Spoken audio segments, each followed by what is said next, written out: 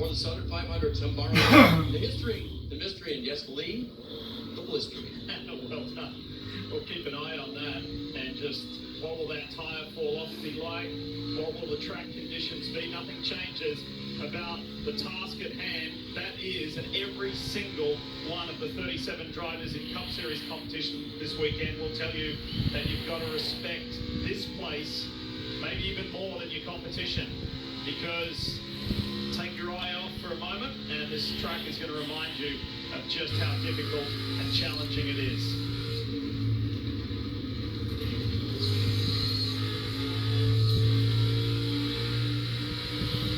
Front bumper of your 11 and Denny Hamlin. You're now on the front stretch, going to climb the banking into turn one. Jeff, a little bit like threading a needle, entering one. Yeah, I love this racetrack because of how narrow the groove is. Denny Hamlin, you see, he's not all the way against the wall. He's given a little bit of room. Right there, it's really easy to make contact. Listen to how far he drives in the corner. Already entering 3/4 up the racetrack. Back to the throttle quickly. Look, he's one of those guys that makes it look easy around here, but it's anything but, because you're always dancing between the edge of not running hard enough and running too hard. If you kind of take it easy and say, all right, I don't want to hit the wall, you're going to run really, really slowly. You have to find a way to push and find lap time while saving your race car a little bit. It's hard to do those. Not shocking, Eric Jones to the top of the board. You know, rarely do you think of someone that has won single-digit races in their career and say, oh, but Darlington's his best racetrack. Yeah. Why or how could it be that way? But it is for the driver of the 43, right? He has 3 Cup wins total. 2 of them came at this racetrack. There's something about it that suits his driving style. I kind of liked his outlook coming into this year's Southern 500 as well. He said, look, admittedly, we know where we are in the playoff points. We're way back. He said, I think the pressure would be higher if I was one of the bubble drivers. He said, knowing my history here, if we've got a good car, I'm going to go out and have some fun. And if that leads to a win, well, then so be it. Yeah, one thing Eric Jones is doing, if you look at the line that he's running around the racetrack, it's very much a qualifying line. He's right around the bottom of the racetrack in 3 and 4. A lot of other guys are up the racetrack. But even here, he's not using all of the racetrack. And that's something that you can do on newer tires. And that may be that he's those first few laps for about, what does my car need to do in qualifying trim? Look where he is now. Now he's up the racetrack. Now he's using the racing line. The first part of that run was new tires, a lot of grip, run the shortest way around the racetrack. Let's take you back to his most recent win 2 years ago in September 2022. And this is what Steve was just alluding to. You got 3 Cup wins and 2 of them are here.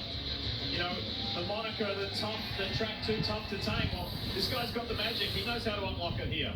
Dave Burns?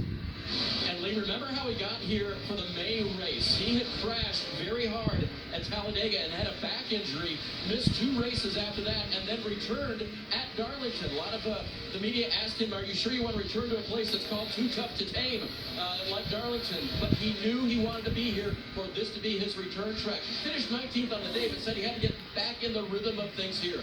Very comfortable with how the racetrack changes throughout the 500 miles, and he's proven already with the 2 wins, he can get it done. Could he be a surprise entry to the playoffs after Sunday night? You know, I'm not sure.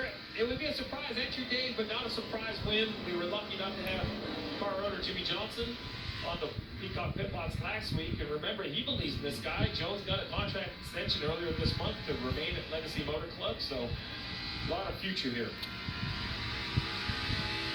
From the 43 to the 47 of Ricky Stenhouse Jr.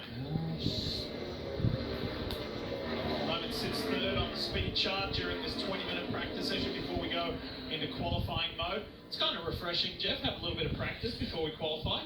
20 minutes is a good hit out. Well, you know, here at Darlington, Lee, 20 minutes is all you can do with 1 set of tires. I mean, if you were going to run more, even 20 minutes is pushing it with 1 set. But, this is a great opportunity for teams, drivers to learn what your car can and cannot do. Now, the disadvantage to that is that you can't hit it. Like, because of the tires, they fall off so quickly. If you don't like your car early in the run, you almost can't get to work on it. Because, Steve, it completely changes the balance of the car just stopping and going back out on tires. Yeah, it completely changes the balance. Whoa! Stenhouse loses it on turn 4. Heavy contact to the inside wall. Damage to the nose of the race car.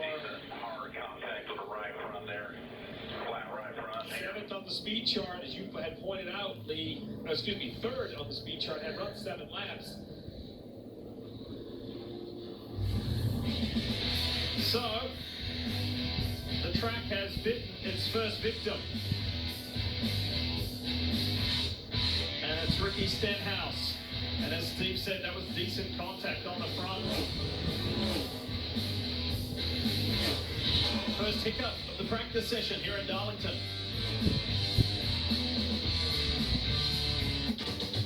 Welcome back to Darlington, South Carolina. The track too tough to tame, and Ricky Stenhouse Jr. just back now. It is too tough to tame. That's why we're under caution. I love this place. Love everything about it.